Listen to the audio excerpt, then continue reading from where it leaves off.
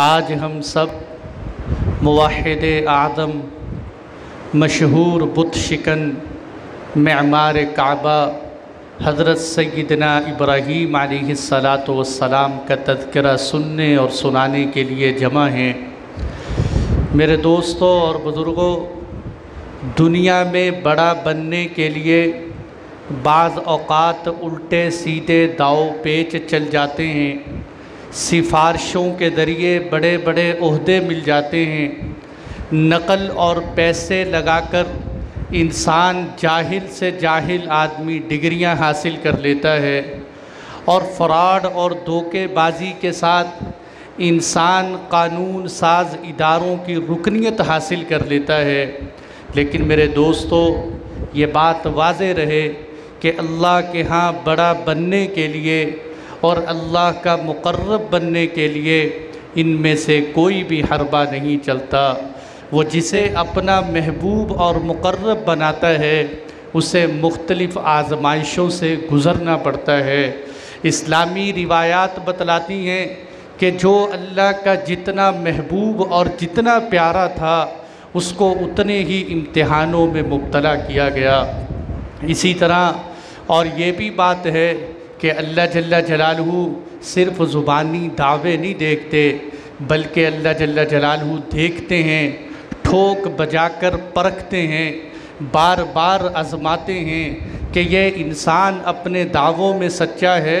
یا صرف باتوں کا تاج محل بنا رہا ہے۔ اللہ جل جلالہ سورہ عنکبوت میں ارشاد فرماتے ہیں، احسب الناس ان یترکوا ان یقولوا آمنا وهم لا یفتنون، کیا لوگ یہ سمجھ بیٹھے ہیں کہ صرف اتنا کہنے سے جان چھوٹ جائے گی کہ ہم ایمان لے آئے؟ اتنا کہنے سے جان نہیں چھوٹے گی، بلکہ ابھی تمہیں آزمایا جائے گا، ابھی تم پر آزمائشیں آئیں گی۔ اور یہ بات آج سے نہیں بلکہ ہر دور سے شروع سے چلی آ رہی ہے کہ جس کسی نے اللہ کی محبت کا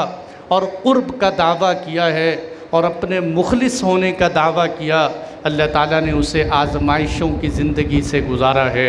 وَلَقَدْ فَتَنَّا الَّذِينَ مِن قَبْلِهِمْ فَلَيَعْلَمَنَّ اللَّهُ الَّذِينَ صَدَقُوا وَلَيَعْلَمَنَّ الْكَاذِبِينَ۔ اللہ تعالیٰ ارشاد فرماتے ہیں، ہم نے تم سے پہلوں کو بھی آزمایا،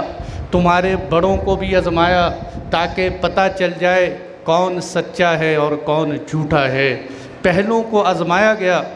لیکن میرے دوستوں اور بزرگوں، یہاں ایک سوال پیدا ہوتا ہے۔ وہ سوال کیا ہے کہ اللہ تعالیٰ کی ذات تو علام الغیوب ہیں، وہ غیب کی باتوں کو باخبر ہیں، اور اللہ تعالیٰ علیم بذات الصدور ہیں،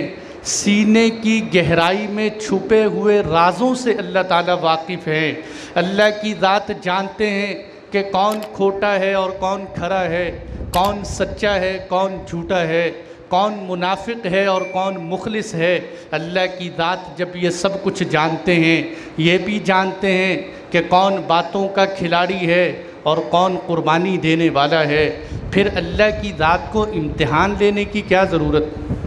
پھر اللہ کی ذات کو جھانچنے پرکھنے کی کیا ضرورت ہے؟ اس سوال کا جواب یہ ہے کہ اللہ کی ذات امتحان لیتے ہیں۔ امتحان دو وجہوں سے لیا جاتا ہے، کبھی تو یہ دکھانے کے لیے کہ اس طالب علم کے اندر صلاحیت ہے کہ نہیں ہے،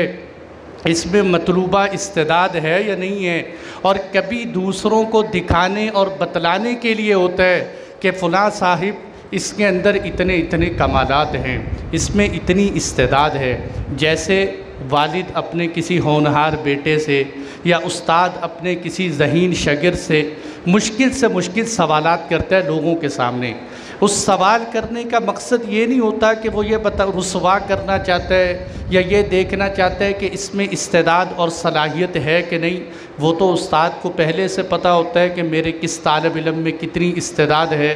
باپ کو پتہ ہوتا ہے میرا کون سا بچہ کتنا فرما بردار ہے، بلکہ مقصد دوسروں کو دکھانا اور بتلانا ہوتا ہے کہ میں اپنے اس بچے اور شاگرد سے اس لیے محبت کرتا ہوں کہ یہ واقعی محبت کا مستحق ہے۔ اسی طرح میرے دوستو، بغیر تشبیہ کے،